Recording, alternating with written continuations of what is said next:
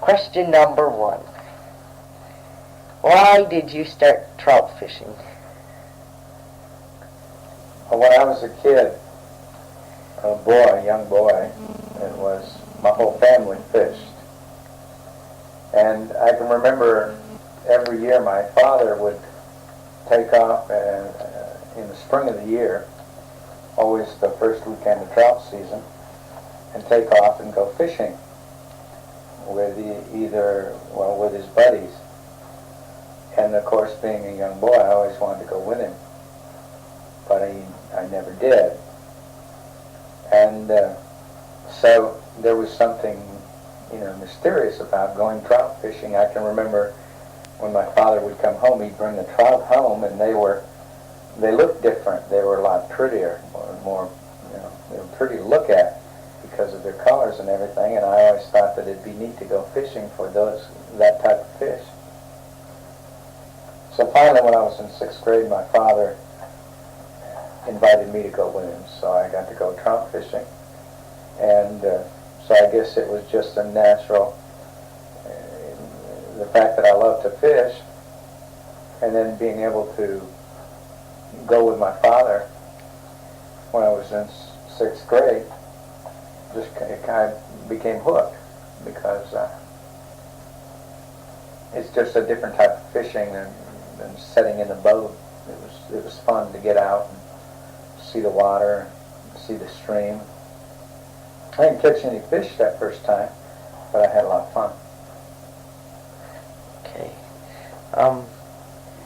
Why do you like to fish for trout? Well, as I mentioned before, fishing for trout is different than going out and sitting in a boat on a lake someplace. Trout are perhaps the wariest of fish that there is. They are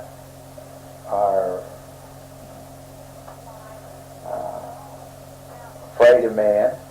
If when you're fishing, if you don't fish for them correctly, you spook them, and they won't bite. You won't catch them.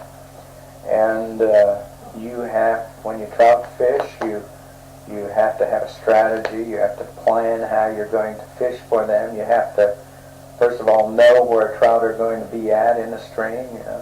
You can have a big stream, but there's not going to be trout throughout that whole stream. They're going to be hiding under undercut banks or under logs or in holes, deep holes and places.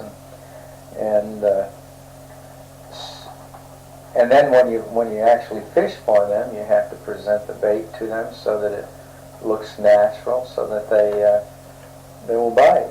And so it's kind of a challenge to fish for trout because of the fact that they are wary, and if you spook them, you won't get them to bite. You can fish for them all day long, but if they see you, so you have to actually stalk the trout, and it's a challenge. It's a game. Okay. What is your most favorite type of trout and why?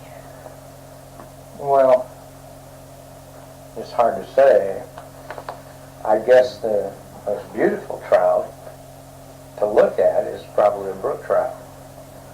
The brook trout, the colors on a brook trout are incredible.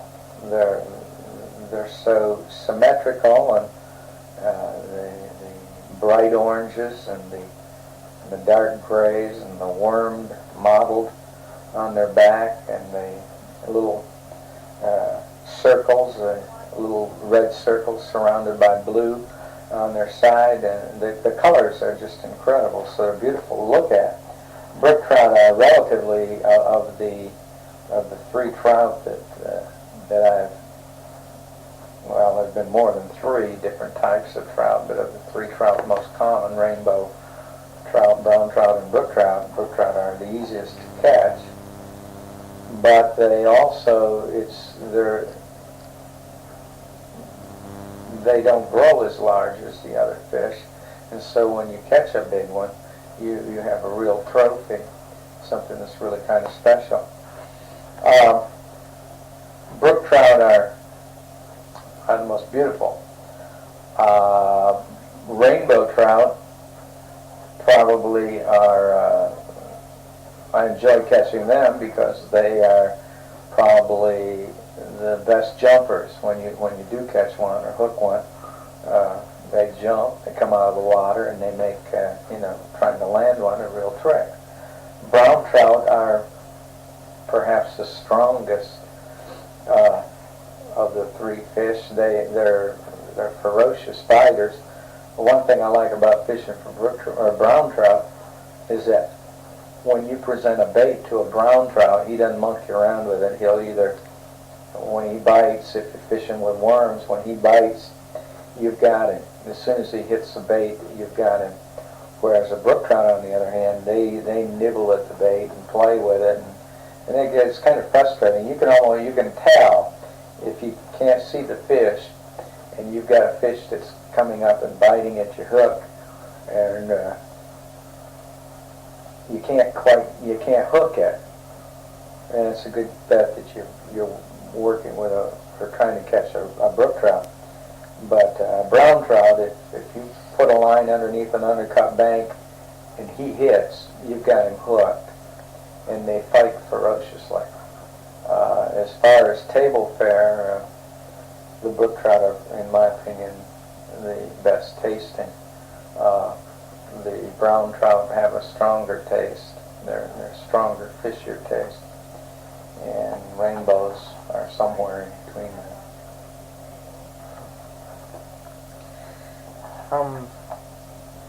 When you were younger or now, did you have any favorite fishing spots? If so, what were so special about them? Favorite fishing spots? Yes. Well, when I first really got into fishing for trout, I fished on a river called Cedar River up by Harrison, Michigan. I can't say that it was necessarily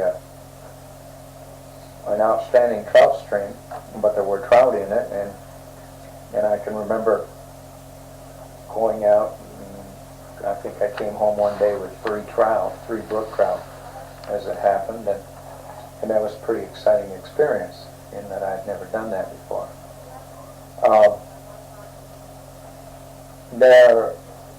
I guess my favorite fishing, well, there's a couple places that I like to fish.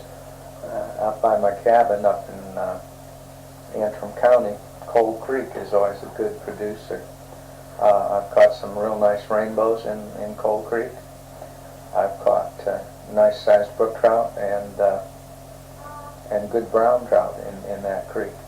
The reason I like the creek is that it's very cold. It has a lot of deep holes, a lot of logs that the fish lay under, and little undercut islands out in the middle of the stream. It's a stream that runs for its length. It probably only runs about 4 miles before it goes into the Grass River, but most of that length is running through Cedar Swamp, and it's just a very beautiful stream in the summertime to fish. A stream that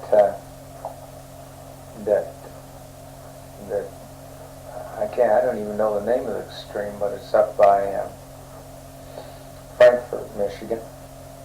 That's a stream that runs out, begins as just a trickle at one end of the section, and by the time it comes out of the other end of the section, it's about a 2-mile stretch. It's a pretty good flowing stream. I can't think of the name of it, but it's what I like about that stream is that it's deep. The only way you can fish it is to wade it upstream. There's so much high grass, the grass on the banks, it runs through a grassy swamp, and the grass in the summertime, it gets up to 6 to 8 feet tall, so you can't walk the banks, so you have to walk this stream. It's deep. You're wading water that's chest deep. Of course, chest deep on me isn't, I guess, all that deep. But the reason I like that particular stream is that I've consistently caught large brown trout in that stream, and the largest fish, stream fish that I've ever had on, I had on in that stream. I lost it. I didn't catch it, but I had it on, and so I knew that there's some really large trout in there, and I enjoy fishing there. So that's a favorite spot. I don't get there very often. Cold Creek is pretty accessible. Of course, one of the other places I really like to fish is in the Jordan Valley on the Jordan River. The reason I like to fish there is not so much that I've caught so many great big fish there, but because it's aesthetically, it's beautiful countryside. It's all wilderness with a lot of beaver ponds, and a lot of wildlife. You see deer and rough grouse and all kinds of animals when you're going along the stream bank. Okay, what are some typical trout fishing methods? Well, there's several different methods. Of course, the one that's most popular and probably the most aesthetic way to fish for trout is to fish with flies, to fly fish with a fly rod and artificially tied flies. Fly fishing, you can fish two different ways. You can fish dry flies, which is a artificial fly that floats on top of the water that imitates an insect that might be floating down the stream on top of the water. And then you can fish with streamers and nymphs, which is fishing a fly that goes underneath the water and imitates larvae of different kind of flies that may be hatching, or minnows or something else. Once again, aesthetically, dry fly fishing is perhaps the most exciting, in that when you cast your fly upstream, when you dry fly fish, you cast upstream. Your fly, as it's floating, the fish, when he bites, he comes right out of the water and nails it. And of course, you get the big splash or the roll when he takes the fly in. And then, of course, you have to set your hook and battle it. Fishing with nymphs or with streamers beneath the surface, you don't see the fish actually take the bait, but and that's fishing with streamers and nymphs is a lot, in some ways, like fishing with night crawlers or fishing with worms. Now, my experience, I haven't fly fished that much. When I have fly fished, I've really enjoyed it. It's a lot of fun. But most of the streams that I fish are so small and so brushy that fishing with a fly doesn't always seem practical. Now, I suppose you could fly fish with streamers or with nymphs in those small streams, but dry fly fishing would be totally impossible because of the overhanging brush. And most of the fishing I do, I seldom, when I fish these small streams, I seldom get into the stream and actually wade the stream. I'm always fishing from the bank and sneaking up on the holes or the holding places or hiding places where the trout would be hiding, and trying to get the bait into the hole without spooking the fish.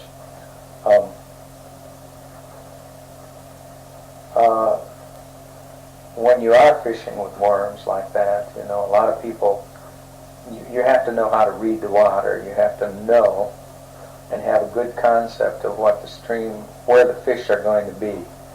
And so once again, it's more of a stalking. You're actually hunting as opposed to, just setting out in a boat someplace and getting a sunburn. You actually hunt for the spots to put your bait. And when I fish with worms, I'm always looking for logs, and I like to fish going upstream. And the reason I do that is that a lot of times, if there's a large fish that's out on a feeding station in the stream or underneath a log, I can see his tail actually, waving back and forth in the current, and then I am able to make a plan of attack whereby I can sneak around behind the brush and get to where I can put my bait in the water so that it floats down into the fish's field of vision or into his feeding area so that it looks natural. You've got to, when you're fishing for trout, you can't, your lure or your bait has to appear as if you're fishing with a worm, it's got to look like a worm that has been washed into the stream and is floating down the stream. You can't just, put a big sinker on a hook and use a great big old hook and throw a worm in and let it go splash and expect the trout to bite it, because as soon as it splashes, he's going to go hide and he's not going to bite. And so when you fish for trout, you've got to be very cagey and very careful at how you get the bait to them, or else you spook them and you don't catch trout. And that's a secret. People who go out and catch trout learn by experience what they're doing. A lot of people go trout fishing. It's like these guys I saw this past summer, or the opening of trout season this past year. I had been fishing upstream, and I come downstream, and there were 4 or 5 guys sitting around with a bonfire at the edge of a great big open stretch of water where the water wasn't probably more than about 2 feet deep in the deepest spot, with great big old hooks and sinkers like you would fish for suckers in the Shiawassee River. And they just had their lines thrown out there in the middle of this stream that is just as clear as the water is just as clear as gin, and expecting to catch trout. And when I asked them how they were doing, they said they hadn't caught anything all weekend. And I wasn't a bit surprised, because they certainly weren't fishing the way you have to fish if you're going to catch trout. Now, in that same place, if they were fishing after dark, they might have been able to catch something there, but certainly not the way they were fishing. They were just wasting their time. So there are definite things that you have to do when you fish for trout. You have to fish for them, you stalk them, and you have to meet them in their own environment. You have to beat them, because they just have an intelligence about them that enables them to spot danger, and once they know something's not natural, you can't get them to bite. They won't bite at all. Okay, what are some of your most memorable fishing experiences? Well,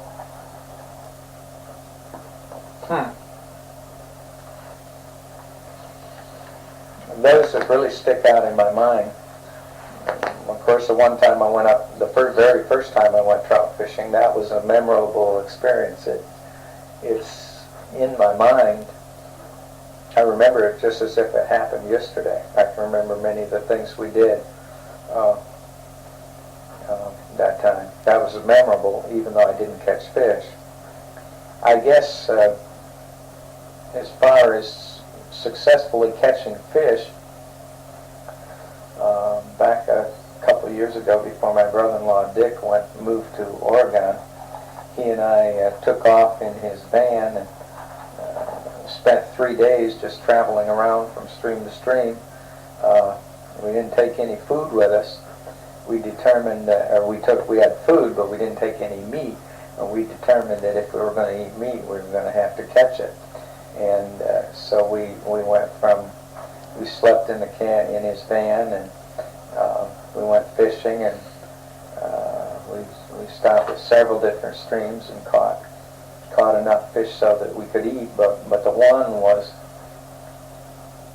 that when we fished the stream up by Frankfurt that I mentioned earlier, both he and I fished it 2 days, and we easily caught our limit of nice brown trout, fish that were as large as 16, 17 inches, which is a real nice sized trout out of a small stream, and that's what we were fishing. And your daily limit at that time was 5 fish a day, and we both limited out the 2 days that we fished. And so that was a memorable experience. It was kind of fun because it was just he and I, just 2 guys getting off, and we ate fish, and we fry up potatoes and onions, and drink coffee, make coffee, and that's all we ate for lunch and supper. And then of course we'd have eggs for breakfast and bacon, but that was memorable. One of the most memorable and most beautiful experiences I ever had was back in 1980, I think it was 80 or 81. We went to Estes Park, Colorado, and my father and I were able to go up into the trout streams there, which were streams where you could only fish with flies only, and fishing in those beautiful mountain streams that ran cold and deep. The water was fed by the melting snow, cold snow. But being up there at that high altitude with down in these valleys that were with beaver ponds, and wildflowers and the birds and the animals, and with mountain peaks that would rise several thousand feet on both sides of you, that was a memorable experience from an aesthetic point of view. It was like a motion picture. It was better than a motion picture because it was real. That stands out. We caught a few trout, enough to eat, mostly brook trout. Occasionally we would catch a cutthroat trout. That's a trout that is native, or I guess it was planted in the mountains, but that's a type of trout that is kind of a species of a rainbow trout, except it doesn't have the red stripe down its side. It just has the gill covers are reddish color. We caught a couple of those, but that was a memorable trout fishing experience.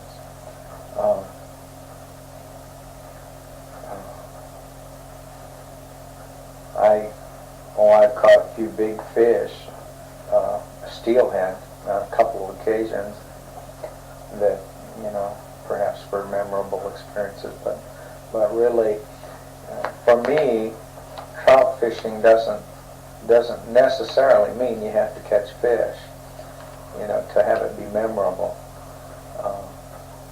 Other things, just setting and the beauty of the nature around you can make it memorable, even though you don't catch anything. That's why I like to go to the Jordan Valley. Doesn't matter to me whether I catch fish or not. I like to catch them, but what is really moving to me personally is just the beauty of that natural setting, which just kind of takes you into a different world out of the humdrum and the pavement and the concrete and the buildings and traffic and this. It's just you off by yourself with nature. Okay.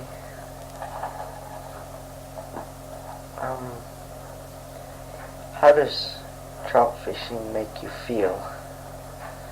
Well, I think I touched on that.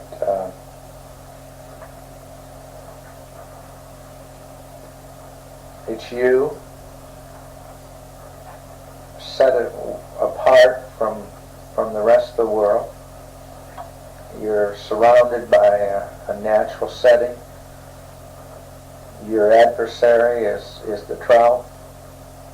He's crafty and he's wary.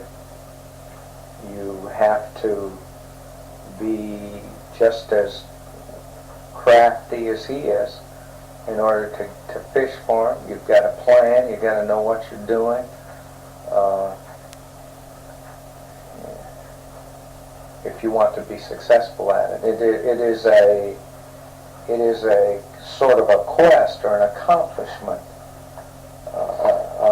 that gives you one's self-esteem to know that he has been able to match wits with the trout and beat him at his own game.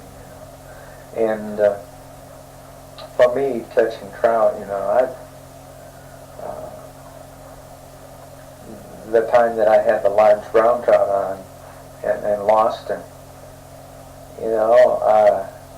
it would have been nice to be able to bring him out of the swamp and show him to everybody, but even after he broke off my line, after I'd played him out to the where he was laying on his side almost,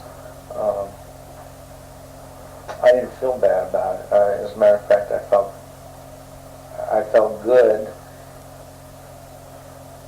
in the fact that he was able to escape and that he'd be still around to. As a matter of fact, that's what draws me back to that stream, in the hopes that, and that's been 6 or 7 years ago that I had that big fish on, and yet I still go back knowing how brown trout are. They're kind of like hermits, and they have their own territory, and when they get big, they stay in that same spot. They don't move. And so whenever I go back, get a chance to go back to that stream, I always go with the thought in mind that I might be able to once again hook onto that big fish, and hopefully, or presumably, if no one else has caught him, he's 7 years bigger than what he was when I had him on the first time, and so you don't really have to catch the fish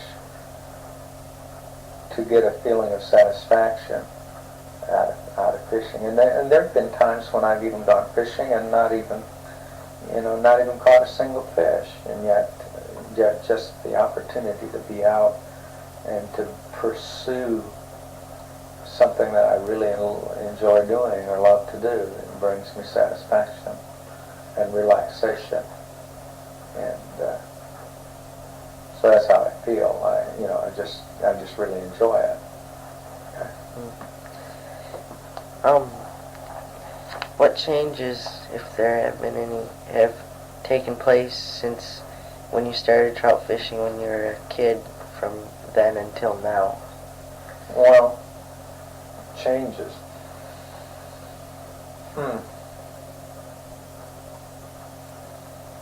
Well, I've become more confident in what I'm doing. I've learned by trial and error. I catch more fish now. When I was younger, what I just told you a minute ago was perhaps wouldn't have been true 15, 20 years ago. Because at that time, perhaps in my mind, the mark or the indication that I was successful trout fishing was if I came home with a creel full of fish. And so I would oftentimes go fishing and fish hard and long until I caught my limit of fish.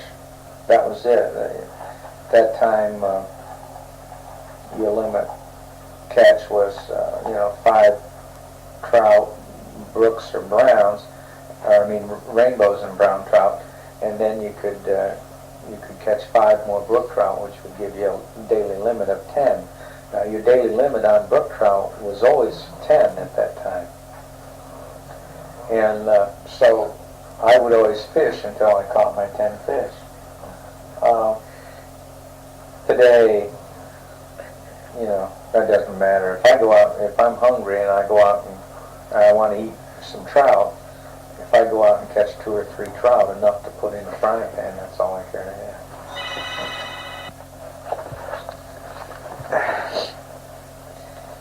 All right.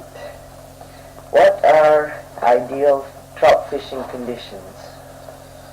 Ideal conditions. Well, it depends on what you're looking for. Weather conditions,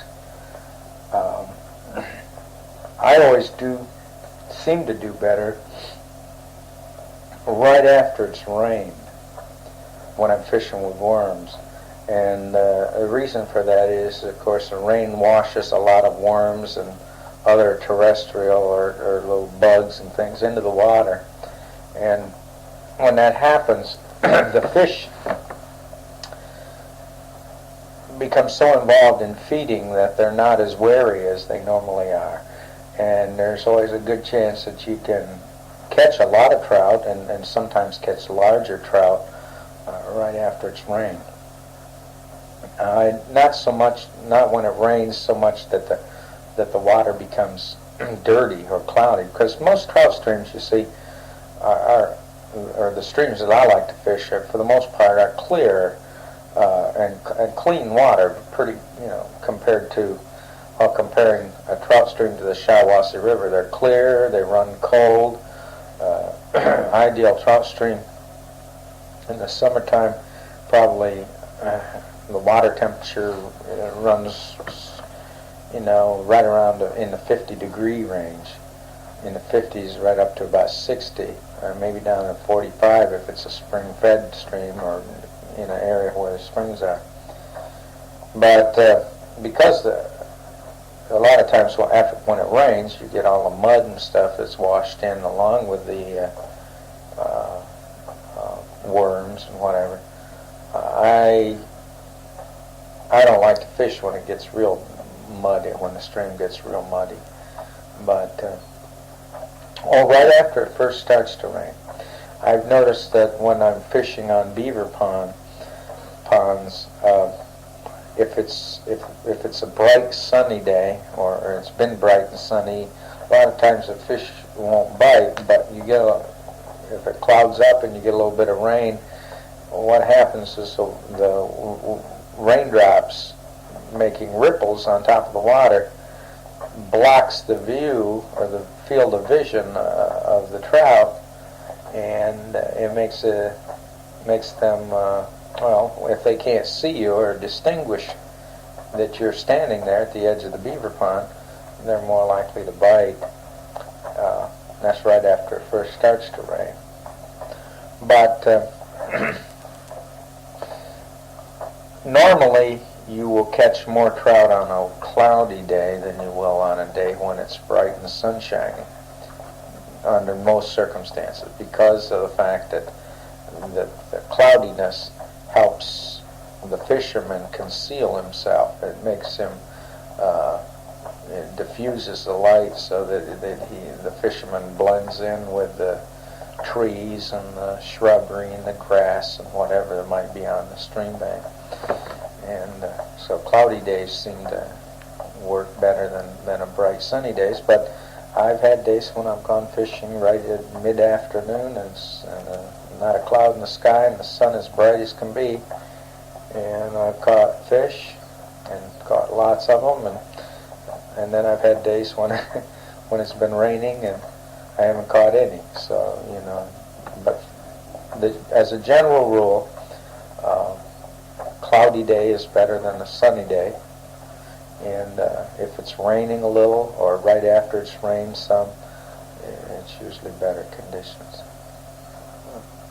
For fishing with worms, okay? Oh, yeah. Of course, your light conditions real early, and a lot of fishermen get up real early in the morning and fish first thing in the morning, or they fish late in the afternoon or in the evening. And once again, it's the reason that the fishing for trout seems to be better at those times is because you don't have the sunlight directly overhead, and therefore it's harder for the fish to see you when the light is not as bright. So early morning and late in the evening, just before dark is also a good time to fish. Okay.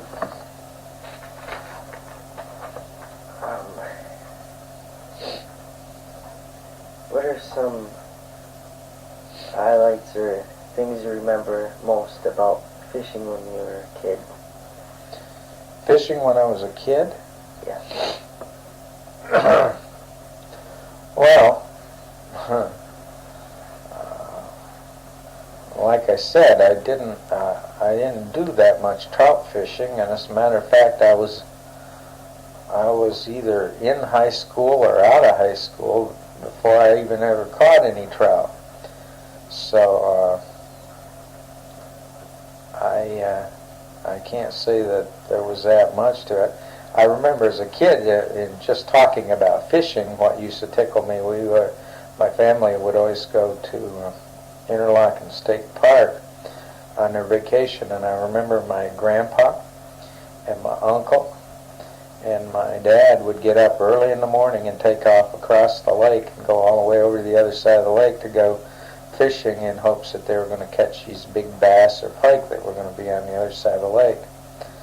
Well, they would come home around noon after they were done fishing, and they seldom would ever take me, but they would allow me to take the boat, and I was able to row out and fish in the afternoon when the sun was bright and the big fish weren't supposed to be biting.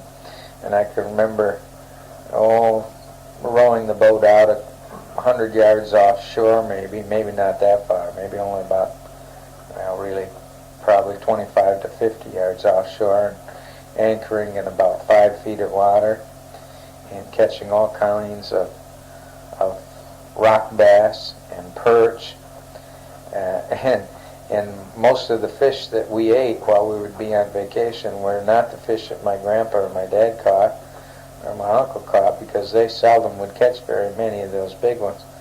But we would eat the fish that I would catch in the afternoon. And I can remember I can remember my dad used to get frustrated because I'd bring in these fish and they weren't quite big enough to his liking. They weren't long enough. And I can remember my grandpa would go over to the fish cleaning place, and he'd clean anything that I caught, and we would always eat them. But my dad, my first tackle box, I remember he painted right on top of the tackle box a measuring thing that was 6 inches long, and if we were gonna keep fish, if I was going to keep a fish, it had to be 6 inches long. And if it was 6 inches long, then my dad would clean it for me. But I remember that as being a kid. It's kind of interesting. I can remember as a very small child, and this is before I was in kindergarten, we lived on Henderson Road, and a creek called 6 Mile Creek ran right at the bottom of the hill from the old house where we lived. 6 Mile Creek ran across the road there, and I can remember, and I have no idea how I did it because it's just all kind of foggy. But I remember I received for Christmas a little fishing pole, little teeny fishing pole that had plastic fish and a plastic hook, and you could hook those fish and catch them. When I was just a little kid, 3, 4 years old, and I used to think that was fun. Well, I remember one time, like I said, I still can't remember how I did it, but I remember one time I took that fishing pole and somehow I tied a regular fishing hook on it, and while my dad was at work, I went down at the bottom of the hill at the bridge there, and I had a little bucket, a little sand pail, and I must have had some worms, and I put these worms, or maybe it was breadcrumbs or something, on a hook. Anyway, I caught enough shiners or chubs that I was able to fill that little bucket with these fish. These were minnows.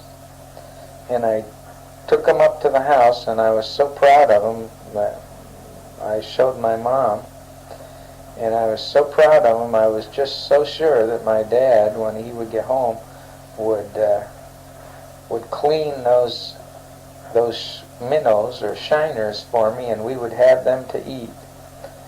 And so I guess that's my very first experience. They weren't trout, but boy, for a little kid, maybe 4 years old, it was pretty important that I caught those fish all by myself. And it may have been that my mother went down to the creek with me. As a matter of fact, she probably did. Maybe that's how I got that, because I can't remember. I can't picture a 4-year-old kid baiting a fish hook. So maybe my mother baited it for me. But at any rate, my dad came home, and he didn't clean my fish. He planted them under a tree out in the yard. But that's a memorable thing from when I was a kid. I do remember the biggest bass that I ever caught was in Duck Lake. It was a 17-inch bass caught on a night crawler when I was a kid. But like I said, I didn't catch that many trout when I was a kid. Okay, getting back to the biggest trout you caught, if you could tell me what happened in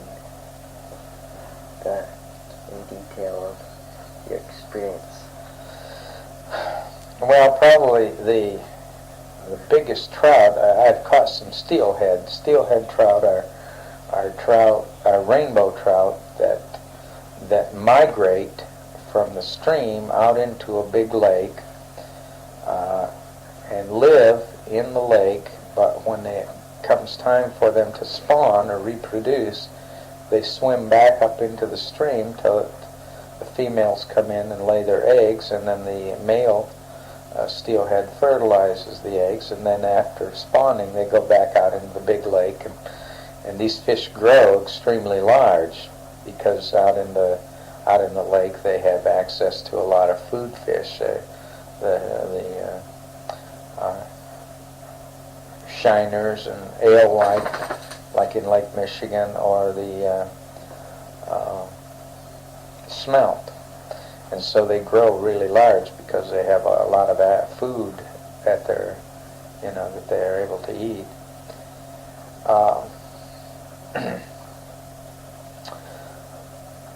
Steelhead are big, and that's the largest. One time I caught 2 of them, and both of them weighed in the 8-pound class, and they probably ran 25 to 28 inches long.